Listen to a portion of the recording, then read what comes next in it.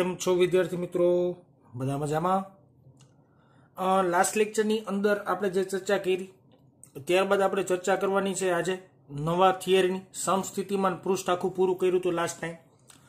આજે આપણે વાત કરવાની છે વિદ્યુત ભારોના તંત્રની વિદ્યુત સ્થિતિ ઉર્જા. આપણા ટેક્સ્ટબુક પ્રમાણે આગળ વધવાનું છે. 2-3 નાની નાની થિયરી છે અને ત્યારબાદ ઘણા બધા આ થિયરીને લગતા દાખલાઓ અને MCQ જોવાના છે. તો વિદ્યુત ભારોના તંત્રની વિદ્યુત સ્થિતિ ઉર્જા શરૂ કરતા પહેલા થોડીક બેઝિક ઇન્ફોર્મેશન જે આપણે ઓલરેડી લાસ્ટ ટાઈમ ઘણી બધી વાર ભણેલા છીએ, છતાંય હું તમને યાદ દેવડાવવા માંગુ છું કે ધારો કે મારી પાસે કોઈ એક બિંદુવત વિદ્યુત ભાર હોય Q, અને Q બિંદુવત વિદ્યુત ભારથી કોઈ પણ R અંતરે, એટલે કે Q વિદ્યુત ભારથી R અંતરે રહેલા કોઈ પણ બિંદુ એ વિદ્યુત ક્ષેત્ર શોધવાનું સૂત્ર શું? તો કે KQ/R², જે આપણે ઓલરેડી ભણી ગયા છે. એવી રીતના કોઈ એક વિદ્યુત ભારથી R અંતરે રહેલા કોઈ બિંદુએ ઉદ્ભવતું વિદ્યુત સ્થિતિમાન શું? તો કે KQ/R. આ સમીકરણ પણ આપણે ભણી ગયા છીએ. પરંતુ જો કોઈ તમને એવું કહે કે કોઈ વિદ્યુત ભારથી R અંતરે રહેલા કોઈ બિંદુ એ ઉદ્ભવતી સ્થિતિ ઉર્જા શું? તો એનો જવાબ મળશે નહીં. 0 આમ બોલી શકાય, પણ હું એમ કહું મળશે જ નહીં. હવે શું કરવા નહીં મળે એના વિશે આજના લેક્ચરમાં આ થિયરીની અંદર ચર્ચા કરવાની છે અને ત્યારબાદ આપણે ટેક્સ્ટબુકમાં આપણે આગળ વધવાના છીએ. સોરી, ધારો કે મારી પાસે કોઈ એક રેન્ડમલી તંત્ર છે. હું રેન્ડમલી યાદચ્છિક રીતના ગોળ જેવું વિચિત્ર અનિયમિત આકારનું કંઈક દોરું છું. એક આવું તંત્ર છે. એ તંત્રની અંદર 4 બિંદુઓ છે, બરાબર ને? 4 બિંદુ એટલે કે નામ આપી દો. આને કહી દો ધારો કે Q1 વિદ્યુત ભાર, આને કહી દો ધારો કે Q2 વિદ્યુત ભાર, આને કહી દો ધારો કે Q3 વિદ્યુત ભાર, અને આને આપણે કહી દઈએ ધારો કે Q4 વિદ્યુત ભાર. તો આ 4 વિદ્યુત ભારથી એક તંત્ર બન્યું. તો મારો પ્રશ્ન એવો છે કે આ 4 વિદ્યુત ભારથી તંત્ર બન્યું કેવી રીતે? મારો પ્રશ્ન ખાસ સમજજો. આ 4 વિદ્યુત ભારથી જે તંત્ર છે એ તંત્ર 4 વિદ્યુત ભારથી બન્યું, તો બન્યું કેવી રીતે? તો કે સૌથી પહેલા આ 4 વિદ્યુત ભાર કોઈ એક અનંત અંતરે રહેલા કલ્પવા પડે તમારે. વિદ્યુત સ્થિતિમાન યાદ છે તમને? વિદ્યુત સ્થિતિમાનની વ્યાખ્યા શું? અનંત અંતરે રહેલા કોઈ પણ વિદ્યુત ભારને ક્ષેત્રમાં આપેલા બિંદુએ લઈ આવવા માટે ક્ષેત્ર વિરુદ્ધ, હજી એકવાર બોલું, અનંત અંતરે રહેલા કોઈ પણ વિદ્યુત ભારને ક્ષેત્રમાંના આપેલા બિંદુએ લઈ આવવા માટે ક્ષેત્ર વિરુદ્ધ કરવા પડતા કાર્યને તે બિંદુ આગળનું વિદ્યુત સ્થિતિમાન કહેવાય છે. તો એવા જ કઈક કન્સેપ્ટથી જ્યારે મારે આવી રીતના 1 2 3 4 એકનું તંત્ર નહીં બને બેટા, એક કરતા ઝાઝા હશે ને તો જ એને તંત્ર કહેવાય. તો આ 4 વિદ્યુત ભારને સૌથી પહેલા મારે ક્યાં વિચારવા પડે? અનંત અંતરે વિચારવા પડે. કે ધારો કે અનંત અંતરે 4 વિદ્યુત ભાર રહેલા છે, Q1, Q2, Q3, Q4. હવે આ 4 વિદ્યુત ભારને મારે વારા ફરતી વારા ક્યાં લેવાના? તંત્રમાંના આપેલા બિંદુ એ. હવે આકૃતિ તમે જોવો એટલે તમને સમજાશે કે Q1 વિદ્યુત ભારને અહીંયા સેટ કરવાનો છે. અત્યારમાં અહીંયા કોઈ વિદ્યુત ભાર નથી એવું માની લ્યો. અત્યારે હું આમ લીટો જ મારી દઉં છું. અત્યારે આ બિંદુએ કોઈ વિદ્યુત ભાર નથી. આ ખરેખર 4 વિદ્યુત ભાર ક્યાં છે? અનંત અંતરે છે. મારે શું કરવાનું છે? અનંત અંતરેથી આ વિદ્યુત ભારોને આપેલા બિંદુએ લઈ આવવાના છે. રેડી? હાલો, સૌથી પહેલા હું Q1 વિદ્યુત ભારને તંત્રમાંના આપેલા બિંદુ એટલે કે અહીંયા લઈ આવું. ઓકે, Q1 વિદ્યુત ભારને અનંત અંતરેથી આપેલા બિંદુએ અહીંયા લઈ આવું. તો વિદ્યાર્થી મિત્રો, Q1 વિદ્યુત ભાર અહીંયા આવ્યો તો કરવું પડતું કાર્ય કેટલું? વિડિયો હે ને શાંતિથી વિચારજો, હું શું પૂછું છું. અનંત અંતરે કોઈ વિદ્યુત ભાર છે, તે વિદ્યુત ભારને મારે તંત્રમાંના આપેલા બિંદુએ લઈ આવવો છે, તો કરવું પડતું કાર્ય કેટલું? જવાબ આવે 0. હવે ઘણા બધાને ઠેકડા લાગશે મનમાં કે કેમ 0? સમજાવું જો. આ તમે જયારે Q1 વિદ્યુત ભારને લઈ આવ્યા એની પહેલા અહીં કોઈ વિદ્યુત ભાર હતો? ના, નહોતો. કોઈ વિદ્યુત ભાર હોય જ નહીં તો વિદ્યુત ક્ષેત્ર હોય? ના, ન હોય. વિદ્યુત ક્ષેત્ર ન હોય તો કઈ બાહ્ય બળ લાગે? વિદ્યુત ક્ષેત્રને કારણે બળ લાગે, પણ વિદ્યુત ક્ષેત્ર જ ન હોય તો બળ ન લાગે. બળ ન લાગે તો અનંત અંતરમાં રહેલા વિદ્યુત ભારને અહીંયા લઈ આવવા માટે કરવું પડતું કાર્ય શું? 0 થાય, કારણ કે બળ તો લાગ્યું નહીં. હા, હવે Q1 વિદ્યુત ભાર આવી ગયો છે. આ વિદ્યુતભારને અહીંયા લઈ આવ્યા ત્યારે કરવું પડતું કાર્ય જેને આપણે W1 વડે દર્શાવીએ તે 0 મળે. રેડી? હવે અહીંયા Q1 વિદ્યુતભાર આવી ગયો તો હવે આ Q1 વિદ્યુતભાર પોતાની ફરતે વિદ્યુત ક્ષેત્ર ક્રિએટ કરશે. સરસ. હવે બીજો વિદ્યુતભાર લ્યો. Q2 વિદ્યુતભારને અનંત અંતરેથી આપેલા બિંદુએ કરવું પડતું કાર્ય જેને આપણે કહેશું W2. એ W2 કાર્ય તમને કાંઈક મળે. શું મળી આપણે આજના જ લેક્ચરમાં જોવાના છીએ, પણ અત્યારમાં વિચારીએ કાંઈક મળે. કાર્ય કાંઈક મળેનું કારણ શું? તો કે ઓલરેડી Q1 વિદ્યુતભાર અહીંયા પ્રસ્થાપિત તમે કરી દીધો હતો અને Q1 વિદ્યુતભાર પ્રસ્થાપિત કર્યો એટલે પોતાના ફરતે વિદ્યુત ક્ષેત્ર ક્રિએટ કરે. વિદ્યુત ક્ષેત્ર ક્રિએટ કરે એટલે અનંત અંતરેથી કોઈ પણ વિદ્યુતભારને તમે અહીં લઈ આવો તો એને Q1 વિદ્યુત ક્ષેત્રનો સામનો કરવો પડે. એટલે હવે કાર્ય કરવું પડે. જ્યારે પેલા વિદ્યુતભારને લઈ આવો ત્યારે કાર્ય કરવું પડશે નહીં. ઓકે, હવે Q1 ને Q2 બે આવી ગયું તો આ બંને વિદ્યુતભાર સેપરેટલી પોતપોતાનું ક્ષેત્ર ક્રિએટ કરશે. ક્ષેત્ર પ્રબળ થયું ને આપણી ભાષામાં બોલીએ તો ડબલ ક્ષેત્ર આવ્યું. બરાબર? તો હવે Q3 વિદ્યુતભારને અનંત અંતરે ક્ષેત્રમાં આપેલા બિંદુએ લઈ આવો અને કરવું પડતું કાર્ય W3. ઈ કાર્ય W2 કરતા W3 કેવું મળશે? તમને મોટું મળશે. કેમ? તો કે જો Q2 ને શું ફેસ કરવું પડ્યું? Q1 નું વિદ્યુત ક્ષેત્ર. જ્યારે Q3 ને શું ફેસ કરવું પડ્યું? Q1 અને Q2 આ બેનું વિદ્યુત ક્ષેત્ર આની પર લાગતું હોય એટલે કરવું પડતું કાર્ય સ્વાભાવિક રીતના વધી જવાનું છે. હવે મને કહેજી તમે Q4 વિદ્યુતભારને અનંત અંતરેથી આપેલા બિંદુએ લઈ આવો તો કરવું પડતું કાર્યના મૂલ્યમાં સ્વાભાવિક રીતના શું થશે? વધારો. કા વધારો? તો કે જ્યારે તમે Q4 ને લઈ આવો છો ને ત્યારે 100% Q1, Q2 અને Q3 ત્રણેય વિદ્યુતભાર હોય જ. તો આ ત્રણેય વિદ્યુતભારને લીધે Q4 ઉપર એક વિદ્યુત ક્ષેત્રને કારણે બળ લાગે અને ઈ બળ વિરુદ્ધ કાર્ય કરવું પડે W4. એટલા માટે કાર્ય કેવું હોય છે? વધારે છે. તો આ રીતે લખી શકાય W1 નું કાર્યનું મૂલ્ય 0 થાય, પછી W2 નું કાર્ય, W3 નું કાર્ય અને W4 નું કાર્ય, આ ત્રણ કાર્ય કરવા પડ્યા. અને આ ત્રણ કાર્યની અંદર સૌથી મોટું કાર્ય કોનું થાય? 4 નું. સૌથી નાનું કોનું થાય? 2 નું. તો આ એક સંબંધ યાદ રાખવાનો કે સૌથી પહેલા વિદ્યુતભારને લઈ આવો છો તો એના માટે કરવું પડતું કાર્ય 0 અને પછી તમે જેમ જેમ વિદ્યુતભાર વધારતા જાવ તેમ કરવા પડતા કાર્ય કેવા મળતા છે? વધારે વધારે વધારે. હવે મારે આ જે તંત્ર બન્યું, તંત્રનું મારે કુલ કાર્ય શોધવું હોય તો અહીં લખી દઉં છું કુલ કાર્ય. કુલ કાર્ય શોધવું અને આપણે W કહી દઈએ. W is equal to W1 વત્તા W2 વત્તા W3 વત્તા W4. તો અનંત અંતરેથી વિદ્યુતભારનું તંત્ર બનાવવું હોય ત્યારે કરવા પડતા કુલ કાર્યનું રૂપાંતર કેમાં થાય? તંત્રની સ્થિતિ ઉર્જામાં થાય. કેમાં થાય? તંત્રની સ્થિતિ ઉર્જામાં થશે. તો હવે કુલ કાર્ય મળશે એનો મતલબ એવો થયો કુલ સ્થિતિ ઉર્જા મળી ગઈ. તો સ્થિતિ ઉર્જા શોધવા માટે શું કરવું પડે? મારે અનંત અંતરેથી બધા વિદ્યુતભારને આપેલા બિંદુએ લઈ આવવા પડે અને આપેલા બિંદુએ લઈ આવવા માટે કરવું પડતું કુલ કાર્ય તે તંત્રની સ્થિતિ ઉર્જામાં રૂપાંતર થાય. આની ઉપરથી મારે વિદ્યુત સ્થિતિ ઉર્જાની વ્યાખ્યા બનાવી હોય તો બનાવી શકાય. આજ હું જે ચર્ચા કરી એની ઉપરથી વિદ્યુત સ્થિતિ ઉર્જાની આપણે વ્યાખ્યા બનાવશું. ઓકે, વ્યાખ્યા એવી રીતના છે કોઈ પણ વિદ્યુતભાર તંત્ર તૈયાર કરવામાં, હું બોલતોય જાઉં છું પહેલા અને પછી લખતોય જાઉં છું કે કોઈ પણ વિદ્યુત ભારનું તંત્ર તૈયાર કરવા માટે તેના ઘટક વિદ્યુતભારોને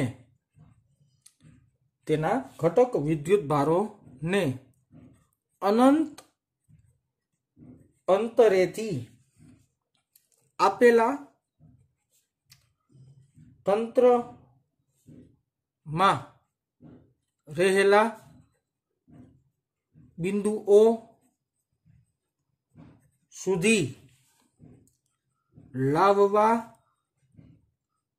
પડતા કાર્યને તે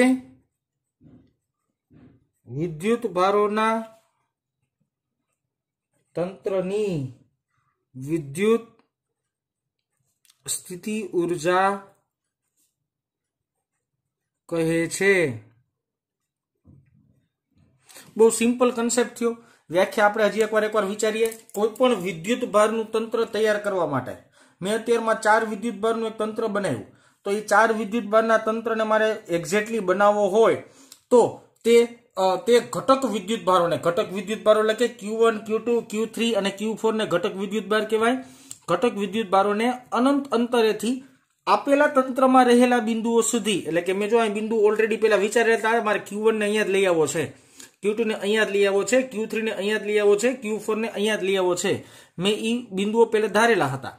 ઓકે, આપેલા તંત્રમાં રહેલા બિંદુઓ સુધી લાવવા માટે કરવા પડતા કાર્યને તે વિદ્યુતભાર તંત્રની વિદ્યુત સ્થિતિ ઉર્જા કહેવાય છે. એટલે કે આ 4 વિદ્યુતભારનો જે તંત્ર બન્યું તે 4 વિદ્યુતભારને અનંત અંતરથી અહીંયા લઈ આવવા માટે જે કાર્ય કરવું પડ્યું ને તે કાર્ય તે આ તંત્ર માટેની સ્થિતિ ઉર્જા કહેવાય. આખી વાત સમજી જવી જોઈએ, આખો કન્સેપ્ટ તમને યાદ રહી જવો જોઈએ. તો આ ચર્ચા થઈ ખાલી વિદ્યુતભારના તંત્રને કેવી રીતના મારે અનંત અંતરથી લઈ આવવો અને એના માટે કેવી રીતના કાર્ય કરવાનું. ઓકે, ત્યારબાદ આમાં આપણે આગળ વધીએ છીએ અને આમાં નવી થિયરી, આજનો લેક્ચર થોડોક મોટો બનાવશું અને બધી વસ્તુ એટલે કે લગભગ બધી થિયરી આપણે પૂરી કરી નાખશું સ્થિતિ ઉર્જાની. ઓકે, સરસ બેટા.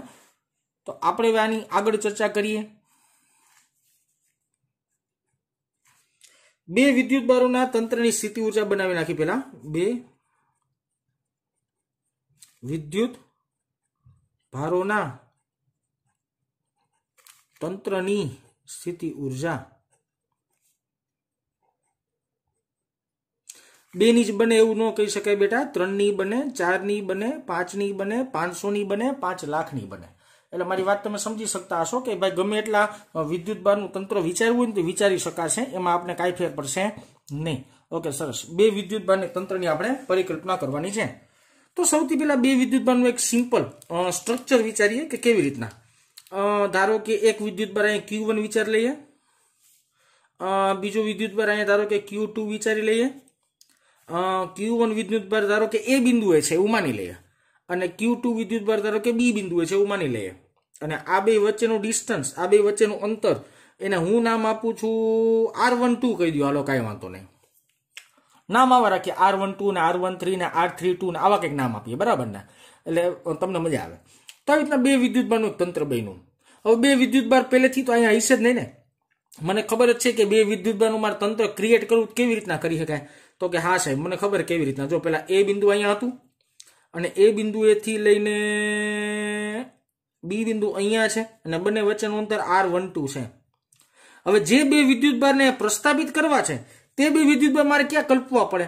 તો કે તે 2 વિદ્યુતભાર મારે અનંત અંતરે વિચારવા પડે. એટલે Q1 અને Q2 આ બંને વિદ્યુતભાર અનંત અંતરે રહેલા હશે. હવે હું શું કરીશ? તો કે વારાફરતી વારા 2 વિદ્યુતભારને અનંત અંતરેથી તંત્રમાંના આપેલા બિંદુએ લઈ આવીશ. હું શું કરીશ? 2 વિદ્યુતભારને તંત્રમાંના આપેલા બિંદુએ લઈ આવીશ. તો સૌથી પહેલા અનંત અંતરેથી Q1 વિદ્યુતભારને આપેલા બિંદુએ લઈ આવવા માટે કરવું પડતું કાર્ય, જેને આપણે W1 કહીએ, જેનું મૂલ્ય શું આવશે? 0 આવશે. મનમાં પ્રશ્ન થયો, કેમ 0 આવશે સાહેબ? તો કે વિદ્યાર્થી મિત્રો, જ્યારે તમે Q1 વિદ્યુતભારને લઈ આવો છો એની પહેલા અહીંયા કોઈ વિદ્યુતભાર નહોતો. અહીંયા કોઈ વિદ્યુતભાર ન હોય તો વિદ્યુત ક્ષેત્ર ન હોય, ને વિદ્યુત ક્ષેત્ર ન હોય તો વિદ્યુત ક્ષેત્રને લીધે બળ ન લાગે, અને બળ ન લાગે તો કઈ કાર્ય કરવું પડે નહીં. કાર્ય બરાબર બળ ગુણ્યા સ્થાનાંતર. દેશી કન્સેપ્ટ આવો છે, એટલે ન સમજાતું હોય ને તો. ઓકે, સરસ. ચાલો, તો આપણે સૌથી પહેલા એવું લખી નાખીએ, એક લીટી એક આવીને લખી નાખીએ કે Q1 વિદ્યુતભારને અનંત અંતરેથી બિંદુ A સુધી લાવવા માટે કરવું પડતું કાર્ય, જેને આપણે W1 કહીએ, 0 થશે. હવે કારણ તમારે પ્રેમથી કારણ લખવું હોય, ધારો કે ન યાદ રહેતું હોય મારે કારણ લખી દેવું હોય તો આમ કારણ લખી નખાય, વિદ્યુત ક્ષેત્રની ગેરહાજરી હતી એટલા માટે કાંઈ કાર્ય કરવું પડ્યું નહીં. અહીંયા શું હતું? વિદ્યુત ક્ષેત્રની વિદ્યાર્થી મિત્રો ગેરહાજરી હતી. હવે મને સમજાવો, હવે અહીંયા ઓલરેડી Q1 વિદ્યુતભાર પ્લેસ થઈ ગયો છે, અહીંયા રહી ગયો છે. હવે મારે Q2 વિદ્યુતભારને અનંત અંતરેથી મારે B બિંદુએ લઈ આવવો છે. તો હવે Q2 વિદ્યુતભાર અનંત અંતરેથી બી બિંદુએ સુધી પહોંચ્યો ત્યારે કરવું પડતું કાર્ય શું 0 થશે? નો થાય વિદ્યાર્થી મિત્રો, કારણ કે ઓલરેડી Q1 વિદ્યુતભાર તો અહીંયા હતો. તો Q1 વિદ્યુતભાર તે પોતાના ફરતે તેનું વિદ્યુત ક્ષેત્ર ક્રિએટ કરશે અને વિદ્યુત ક્ષેત્ર ક્રિએટ કરશે એટલે વિદ્યુત ક્ષેત્રને લીધે તે વિદ્યુતભારને બહારથી અહીંયા આવવા માટે બાહ્ય બળ લાગશે ને બળ લાગે તો કાર્ય કરવું પડે. તો આપણે એમ કહી શકીએ એમ કે ભાઈ હવે મારે Q2 વિદ્યુતભાર માટે કાર્ય શૂન્ય લઈ શકાશે નહીં. ઓકે, હવે આપણે વાત કરીએ Q2 વિદ્યુતભારની. તો અહીં લખી નાખીએ કે Q2 વિદ્યુતભારને અનંત અંતરેથી બિંદુ બી સુધી લાવવા માટે કરવું પડતું કાર્ય. ઓકે, કરવું પડતું કાર્ય આપણે અહીંયા શોધીએ. કરવું પડતું કાર્યને જે આપણે નામ આપીએ છીએ W2.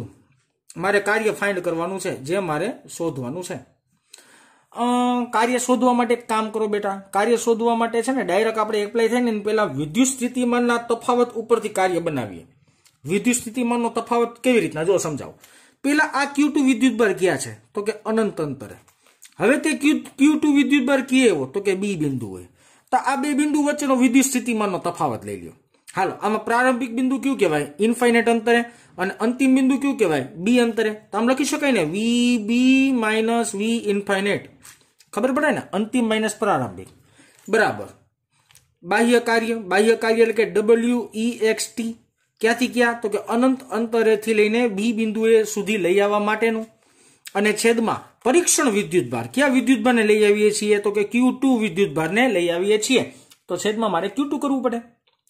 હવે મને તમે એવું સમજાવો કે સાહેબ અનંત અંતરે રહેલા કોઈ પણ બિંદુએ ઉદ્ભવતું વિદ્યુત સ્થિતિમાન કેટલું મળે? તો કે 0 મળે. જે આપણે ઓલરેડી ખબર જ છે કે અનંત અંતરે વિદ્યુત સ્થિતિમાન 0. તો અહીં લખી નખાય ખાલી VB બરાબર W એક્સટર્નલ. ક્યાંથી ક્યાંય તમને ખબર જ છે, લખતો નથી હું વારાફરતી અને છેદમાં Q2. મારે W ગોતવાનું છે. ચાલો, W બરાબર Q2 ઇન્ટુ VB. ઓકે, આ બાહ્ય કાર્ય મળ્યું છે. બાહ્ય કાર્યને આપણે નામ આપીએ છીએ W2. તો હું ડાયરેક્ટ W2 નામ આપી દઉં છું. આ 2 છે બેટા, વાંચવામાં કન્ફ્યુઝન ન થાય. ઓકે, સરસ. તો આ એક સમીકરણ મળ્યું અને આ એક સમીકરણ મારા માટે અગત્યનું છે. અગત્યનું શું કરવા છે હમણાં આજના જ લેક્ચરમાં સમજાઈ જશે. આને સાદુરૂપ તો અત્યારમાં આપણે આપીએ જ છીએ, પણ આ અગત્યનું એક સમીકરણ થયું. બરાબર ને? ઓકે, સરસ. ચાલો હવે એનું સાદુરૂપ આપીએ. W2 બરાબર Q2 એટલે Q2 એમનો. હાલો, VB એટલે શું? તો કે બી બિંદુએ ઉદ્ભવતું વિદ્યુત સ્થિતિમાન. ઓકે, બી બિંદુએ VB એટલે કે બી બિંદુએ ઉદ્ભવતું વિદ્યુત સ્થિતિમાન. તો બી બિંદુ પાસે કોને લીધે વિદ્યુત સ્થિતિમાન ઉત્પન્ન થાય? તો ખબર છે અહીંયા Q1 ચાર્જ પડ્યો છે સાહેબ. આ Q1 વિદ્યુત ભારને લીધે બી બિંદુએ વિદ્યુત સ્થિતિમાન ઉત્પન્ન થાય. આ Q1 વિદ્યુત ભારને લીધે બી બિંદુએ વિદ્યુત સ્થિતિમાન ઉત્પન્ન થાય. તો અહીં શું લખવું પડે?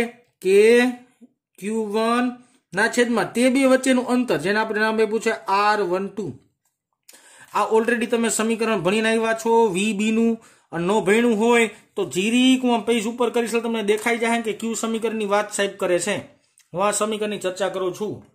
યાદ આવી ગયું? KQ by R. આ જ સમીકરણ છે. એ જ સમીકરણ મેં અહીંયા વાપર્યું છે કે VB એટલે તો કે બી બિંદુએ ઉદ્ભવતું વિદ્યુત સ્થિતિમાન. તો બી બિંદુએ કોને લીધે વિદ્યુત સ્થિતિમાન ઉત્પન્ન થાય છે? તો કે Q1 વિદ્યુત ભારને લીધે. તો જેને લીધે થતું હોય ઈ અને તે બે વિદ્યુત ભારો વચ્ચેનું અંતર એટલે શું થાય? કે Q1 બાય R12. અને યોગ્ય રીતના આપણે લખવાનો પ્રયત્ન કરીએ તો કે W2 બરાબર કે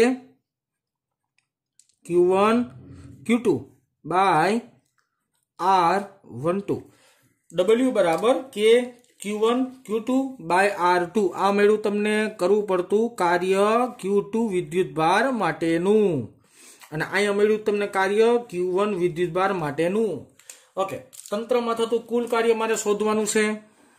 તો કુલ કાર્ય એટલે આપણે W વડે દર્શાવીએ તો W ઇઝ ઇક્વલ ટુ શું લખી શકાય? W1 વત્તા W2. ઓકે, કરવું પડતું કુલ કાર્ય. હાલો મૂકી દઈએ કિંમત બેટા, બધી કિંમત મારી પાસે છે જ. હાલો W1 કેટલું છે 0 વત્તા W2 કે Q1 Q2 બાય R12. હવે કરવું પડતું કુલ કાર્ય તે તંત્રની સ્થિતિ ઉર્જામાં રૂપાંતર થાય. કરવું પડતું કુલ કાર્ય તંત્રની સ્થિતિ ઉર્જામાં રૂપાંતર થાય તો સ્થિતિ ઉર્જાનું સમીકરણ મળે કે Q1 Q2 બાય R12. તો આ મળ્યું મને તંત્રની સ્થિતિ ઉર્જાનું ફાઇનલ ઇક્વેશન. આ સમીકરણની મદદથી કોઈ પણ બે વિદ્યુત ભારના તંત્રની સ્થિતિ ઉર્જા શોધી શકાય. ઘણીવાર પ્રશ્ન એવો પણ બનશે કે બે વિદ્યુતભારનું તંત્ર આવે સાહેબ, ત્રણ વિદ્યુતભારનું તંત્ર ન બનાવી શકાય. ના વિદ્યાર્થી મિત્રો, ત્રણ વિદ્યુતભારનું તંત્ર પણ બનાવી શકાય અને એના માટે કાર્યનું સમીકરણ પણ શોધી શકાય. તો ચાલો હવે આપણે જોઈએ ત્રણ વિદ્યુતભારના તંત્રની સ્થિતિ ઉર્જા. ઓકે, હવે આપણે શરૂ કરવાનું છે ત્રણ વિદ્યુતભારના તંત્રની સ્થિતિ ઉર્જા. તો પહેલા તો આપણે એક આખું તંત્ર વિચાર લઈએ કે મારે તંત્ર બનાવવું છે કેવી રીતના. તો ધારો કે આ મારી પાસે A બિંદુ છે, મારી પાસે આ B બિંદુ છે અને આ મારી પાસે C બિંદુ છે કોઈ, આવું માની લઈએ. બરાબર, A બિંદુ પરનો વિદ્યુતભારને આપણે ધારો કે નામ આપી દઈએ Q1, કે મારે Q1 વિદ્યુતભાર અનંત અંતરેથી અહીંયા લઈ આવવો છે. B બિંદુ પરના વિદ્યુતભારને નામ આપીએ ધારો કે Q2 અને C બિંદુ પરના વિદ્યુતભારને આપણે ધારો કે નામ આપી દઈએ Q3. ઓકે, હવે બંને વચ્ચેના અંતર જોશે મારી પાસે. તો હાલો A થી લઈને B વચ્ચેનું અંતર કહી દે R12, પછી B થી લઈને C વચ્ચેનું અંતર કહી દે R23. ભાઈ અંતરને આવા જ નામ આપવાના એવું કઈ નિયમ કે એવી જરૂરિયાત નથી બેટા. તમને મજા આવે એમ નામ આપીએ ગયા, આ તો મને મજા આવે એટલે હું આવા નામ આપું છું. અને A અને C ને જોડતી રેખા અથવા તો બે વચ્ચેના અંતરને આપણે નામ આપીએ R13. તમને ખબર જ છે પ્રોસીજર શું છે. પેલા ત્રણેય બિંદુ પાસે અનંત અંતરેથી વિદ્યુતભાર લઈ આવવાના છે. તો હાલો વાંધો નહીં, અહીં બાજુમાં પાછા ત્રણ બિંદુઓ ગોઠવી નાખી. A અહીં ગોઠવું આપણે B અને અહીંયા ગોઠવું આપણે ધારો કે C. Ready, A B C ત્રણ બિંદુઓ ગોઠવા. પછી આ બે વચ્ચેનું અંતર આપણે નક્કી કરેલું ઓલરેડી છે. ઓકે, મેં આવી રીતના વિચિત્ર કરી નાખ્યું, કાંઈ વાંધો નહીં બેટા. આવી રીતના રાખો તો આવી રીતના રાખી શકાય. A અને B વચ્ચેનું અંતર છે R12. ખરેખર આના જેવી જ આકૃતિ દોરાય, હેલું પડે. બરાબર, ઓકે. A C વચ્ચેનું અંતર છે મારી પાસે R13 અને પછી છે B અને C વચ્ચેનું ડિસ્ટન્સ જેની અંતર છે મારી પાસે R23. ઓકે, ત્રણ વિદ્યુતભારને મેં ક્યાં કન્સિડર કર્યા તો કે અનંત અંતરે, આ ઇન્ફાઇનાઇટ અંતરે ત્રણ વિદ્યુતભાર જેને નામ આપી દો Q1 Q2 અને Q3. ત્રણેય વિદ્યુતભારને મારે અનંત અંતરેથી ક્યાં લઈ આવવાના છે? આપેલા બિંદુએ લઈ આવવાના છે. ઓકે, સરસ. સૌથી પહેલા હું Q1 વિદ્યુતભારને લઈ આવું.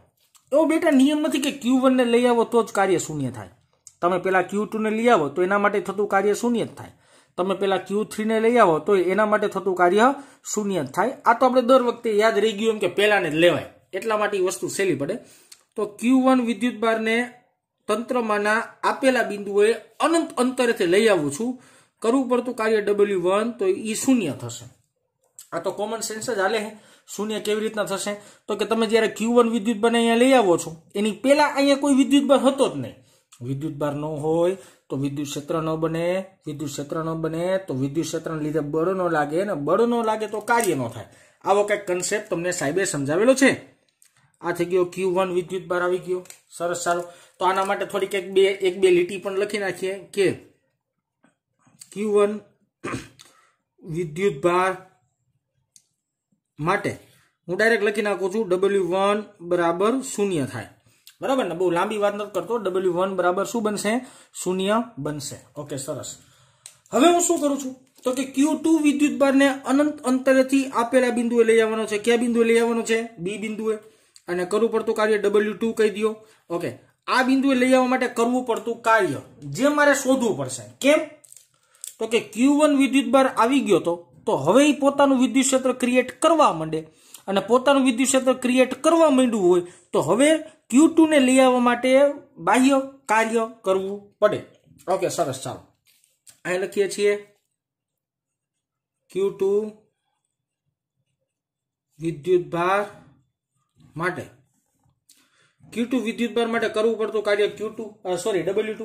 તો W2 નું મારી પાસે ડાયરેક્ટ સૂત્ર છે, યાદ આવતું હોય તો, કે જે તે વિદ્યુતભાર અને જ્યાં બિંદુએ લઈ આવો ને તે બિંદુનું વિદ્યુત સ્થિતિમાન.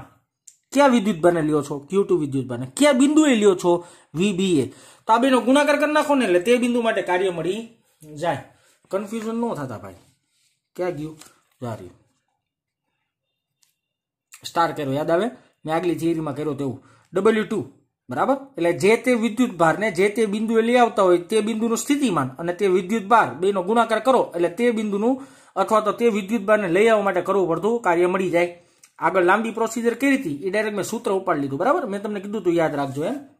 ઓકે, સરસ, સારું. તો મેં ડાયરેક્ટ સૂત્ર મૂકેલું છે. હવે કિંમત મૂકીએ અથવા સાદુરૂપ આપીએ. W2 બરાબર Q2 એમનો. હાલો, VB એટલે શું? બી બિંદુ પાસેનું સ્થિતિમાન. બી બિંદુ એમ મળતું સ્થિતિમાન કોને લીધે હોય? તો કે સાહેબ Q1 વિદ્યુતભાર એક જ આવ્યો હોય તો Q1 વિદ્યુતભારને લીધે જ બી બિંદુએ સ્થિતિમાન પેદા થાય? તો કે હા. તો લખી નાખો કે Q1 ને લીધે પેદા થાય અને તે બે વચ્ચેનું અંતર આકૃતિમાં R12 છે, અંતર થયું. અને વ્યવસ્થિત લખી નાખીએ એટલે W2 બરાબર કે Q1 Q2 બાય R12. તો આ મળ્યું તમને Q2 વિદ્યુતભારને અનંત અંતરેથી આપેલા બિંદુએ લઈ આવવા માટે કરવું પડતું કાર્ય. કાર્યને થોડા હાઇલાઇટ રાખશું એટલે ખબર પડે. ઓકે, સરસ, સારું. હવે ફાઇનલી મારી પાસે બી બિંદુએ Q2 વિદ્યુતભાર આવી ગયેલ છે. સરસ. હવે મારે કોનો વારો લેવાનો હોય? તો કે Q3 નો. Q3 વિદ્યુતભારને અનંત અંતરેથી આપેલા બિંદુએ લઈ આવવા માટે કરવું પડતું કાર્ય W3. જો બે વિદ્યુતભારને લીધે ક્ષેત્ર મળે, પ્રબળ હોય. બે વિદ્યુતભારને લીધે ક્ષેત્ર મળે જે પ્રબળ હોય તો અહીંયા C બિંદુએ લઈ આવવા માટે કરવું પડતું કાર્ય બહુ વધારે હોય. કેટલું હોય તો આપણે શોધીએ. ઉપર જેમ શોધ્યું એવી રીતના શોધવાનું છે, બહુ સહેલું. Q3 વિદ્યુતભાર માટે ઓકે W3 બરાબર ક્યાં વિદ્યુતભારને લઈ આવી છે? Q3 ને. ક્યાં બિંદુએ લઈ આવી છે? C બિંદુએ. તો કે C બિંદુનું સ્થિતિમાન. હવે જોજો W3 એમનો, Q3 એમનો, સ્થિતિમાનમાં હલવા. હું જોજો C બિંદુ પાસેનું સ્થિતિમાન. તો આ C બિંદુએ સ્થિતિમાન કેટલું પેદા થાય? તો કે Q1 ને લીધે સ્થિતિમાન પેદા થાય, Q2 ને લીધે સ્થિતિમાન પેદા થાય. તો આ બંને વિદ્યુતભારને લીધે આ બિંદુએ ઉદ્ભવતું સ્થિતિમાન શોધવું પડે. આ બંને વિદ્યુતભારને લીધે આ બિંદુએ ઉદ્ભવતું સ્થિતિમાન શોધવું પડે અને બેનો શું કરવો પડે? સરવાળો. તો સૌથી પહેલા Q1 ને લીધે કેટલું સ્થિતિમાન મળે? કે Q1 ના છેદમાં તે બે વચ્ચેનું અંતર R13 વત્તા બી બિંદુને લીધે કેટલું મળે? કે Q2 ના છેદમાં તે બે વચ્ચેનું અંતર R23. આ કુલ સ્થિતિમાન મળે. સાંભળજો મારી વાત. Q3 વિદ્યુતભાર છેલ્લે આવ્યો મતલબ એની પહેલા બે વિદ્યુતભાર હતા તો આ બે વિદ્યુતભાર પોતાની રીતના સેપરેટલી વિદ્યુત ક્ષેત્ર ક્રિએટ કરતા જ હોય અને તે વિદ્યુત ક્ષેત્ર બહુ પ્રબળ હોય અને તેને લીધે અહીંયા કાર્ય કરવું પડે. રેડી? તો આ બે હોય ને એ આ બિંદુએ સ્થિતિમાન પેદા કરતા જ હોય એટલે આ બેનો મારે શું કરવો પડ્યો? સરવાળો. Q3 ને આપણે અંદર દઈ દઈએ, ગુણી નાખીએ. W3 બરાબર કે Q1 Q3 ના છેદમાં R13 વત્તા કે Q3 Q2 ના છેદમાં R23. તો આ મને મળ્યું ત્રીજા વિદ્યુતભારને આપેલા બિંદુએ લઈ આવવા માટે કરવા પડતા કાર્યનું સમીકરણ.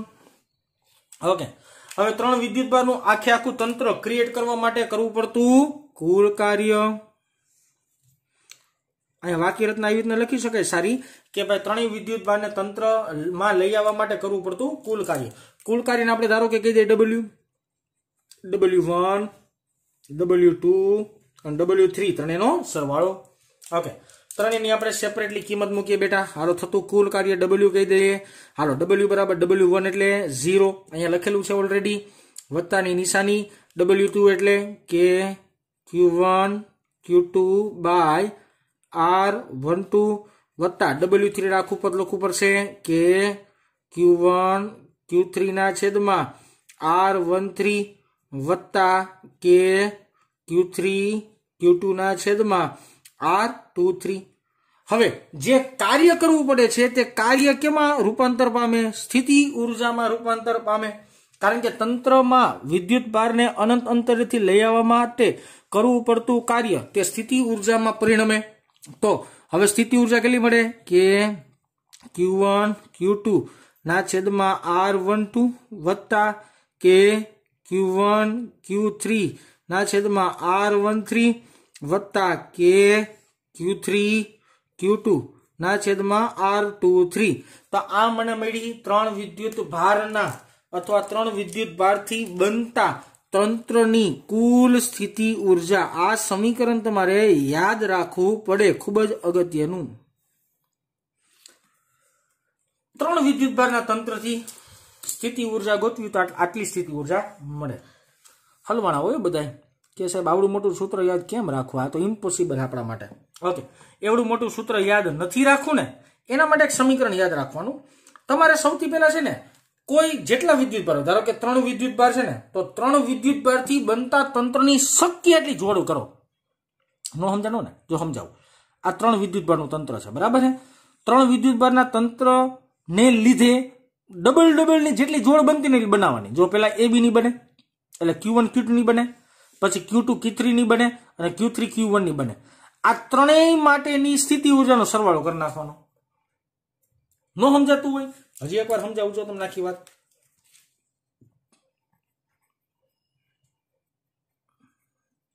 n વિદ્યુત ભારોના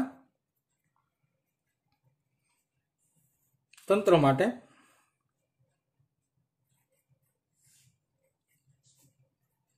આ એક સૂત્ર ગોખી લેવાનું. હું ગોખી લેવો શબ્દ કોક જ વાર બોલતો હોય એટલે હું ગોખી લ્યો એટલે ગોખી લેવાનું. કારણ કે છે ને આ સમીકરણની મદદથી તમને ઘણી બધી આસાની મળશે. MCQ દ્રષ્ટિએ આ સમીકરણ સહેલું. હવે જો હું તમને સમજાવું કે મારી પાસે 3 વિદ્યુત ભારનું તંત્ર છે, તો આવા કેટલા સ્ટેપ આવશે? વિદ્યુત ભારનું તંત્ર હોય તેની અંદર સમીકરણ બને કેમ? હાવ સમીકરણ તમને રફલી બનાવી દઉં છું. 1 મિનિટ આપો. ઓકે, જો પેન્સિલ થી લખું છું, બરાબર ને? એટલે આખી વાત સહેલી પડે.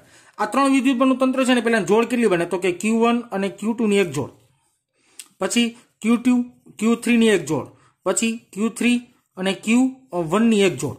જોઈ લ્યો, આ બે એક જોડ બની ગઈ. ટોટલ કેટલી જોડ બની? 3 જોડ. ઓકે, હવે આની સ્થિતિ ઉર્જા ગોતવી હોય તો 2 વિદ્યુત ભારનો ગુણાકાર આગળ K અને છેદમાં તે બે વચ્ચેનું અંતર R12. 2 વિદ્યુત ભારનો ગુણાકાર આગળ K અને તે બે વિદ્યુત ભાર વચ્ચેનું અંતર. હવે આનું બનાવવું કેમ બનાય? 2 વિદ્યુત ભારનો ગુણાકાર આગળ K, અહીં 3 આવશે, આગળ K અને છેદમાં તે બે વચ્ચેનું અંતર. તે બે વચ્ચેનું અંતર મારી પાસે કેટલું છે? 2 અને 3 વચ્ચેનું અંતર કેટલું છે? R23. ઓકે, અને આનું બનાવવું કેમ બનાવાય? તો કે 2 વિદ્યુત ભારનો ગુણાકાર આગળ K અને છેદમાં તે બે વચ્ચેનું અંતર, એટલે Q3 ને Q1 વચ્ચેનું અંતર કેટલું છે? R13. આનો સરવાળો કરી નાખે એટલે કુલ સ્થિતિ ઉર્જા મળી જાય. હવે પ્રશ્ન બીજો આવશે. પ્રશ્ન બીજો શું આવશે? તો કે 4 વિદ્યુત ભારનું તંત્ર હોય તો શું કરવાનું? એના માટે તમને સમજાવું કે તમારી પાસે ધારો કે 2 નહીં, 3 નહીં, ધારો કે 4 વિદ્યુત ભારનું આખું તંત્ર આપ્યું છે. તો 4 વિદ્યુત ભારના તંત્ર માટે કેવી રીતના આપણે આગળ વધશું? હાલો, આ ભૂસી નાખું છું. ભૂસાશે નહીં, હાલો વાંધો નહીં, પછી નિરાતે ભૂસ નાખીશ. પણ 4 વિદ્યુત ભારનું તંત્ર જોઈ લેજો. આ એક વિદ્યુત ભાર Q1, આ બીજો વિદ્યુત ભાર Q2, આ ત્રીજો વિદ્યુત ભાર Q3 અને આ ચોથો વિદ્યુત ભાર Q4 છે. આ 4 વિદ્યુત ભારનું તંત્ર મળ્યું. ઉભા રહ્યો, હું ઉપર રાખું. 4 વિદ્યુત ભારનું તંત્ર બન્યું. તો આ 4 વિદ્યુત ભારના તંત્રની કેટલી જોડ બને? તો કે પેલા ઉભા રહ્યો, કેટલી જોડ બની શીખવું ને તમારે. અહીંયા આવો, આ સમીકરણમાં કેટલા વિદ્યુત ભારનું તંત્ર છે? 4 માઇનસ 1 ના છેદમાં 2, 4 3 ના છેદમાં 2, 2 દુ 4, 3 દુ 6. એનો મતલબ 4 વિદ્યુત ભારનું તંત્ર હોય તો કેટલી જોડ બનશે? 6 જોડ બનશે. સાંભળજો મારી વાત, 6 જોડ બનશે. આ હે ને શોર્ટકટ સૂત્ર યાદ રાખી લેવાનું, તમને જોડ બનાવતા આવડી જાય. 6 કેમ બને? તો અહીં લખાવવું હોય બધી, જોજો. Q1 Q2 આ પેલી, Q2 Q4 આ બીજી, Q4 Q3 આ ત્રીજી, Q1 Q4 આ ચોથી,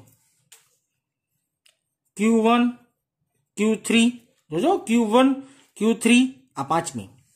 પછી આ બે બને, Q2 Q3 આ છઠ્ઠી. 1 2 3 4 5 ને 6 કઈ જોડ બની 6 જોડ બની મતલબ એવો થયો વિદ્યુતભારના જેટલા વિદ્યુતભારનું તંત્ર હોય ને એ તંત્રની કિંમત આમાં મૂકી દો ને તમને ખબર પડી જાય કેટલી જોડ બને ઉતાવળમાં આપણાથી કે જોડ ભૂલાઈ ન જાય ને એના માટેની શોર્ટકટ મેથડ છે ધારો કે મેં પેન્સિલથી લખ્યું નહીં કાંઈ તમને ન સમજાણું ને ઇટ્સ ઓકે આના પછીના લેક્ચરની અંદર આ એક લેક્ચર ખૂબ મોટો થઈ જશે એટલે આમાં નથી કરતો પણ આના પછીના જ લેક્ચરની અંદર આ બધા સમીકરણનો ઉપયોગ થાય ને એવા આપણે અમુક દાખલાઓ જોશું બરાબર અને દાખલા ઉપરથી હું તમને સમજાવીશ કે 4 જોડ કેવી રીતના બનાવાય પણ જ્યારે નેક્સ્ટ ટાઈમ આપણે મળીએ ત્યારે આ સમીકરણ અને આ સમીકરણ આ બે સમીકરણ થોડાક મનમાં રાખજો પછી તમે આ સમીકરણ ભૂલી જશો ને હાલશે આ ડાયરેક્ટ યાદ રાખજો એટલે તમને સમજાઈ જશે ક્લિયર બેટા તો આજે અહીંયા સુધી રાખીએ નેક્સ્ટ લેક્ચરમાં આ થિયરી ઉપરથી દાખલા સ્થિતિ ઉર્જાની બધી થિયરી પૂરી થઈ ગઈ છે આપણે ઓનલી ફોર તેના દાખલા જ હવે કરવાના બાકી છે બેટા તો અહીંયા સુધી રાખીએ બેટા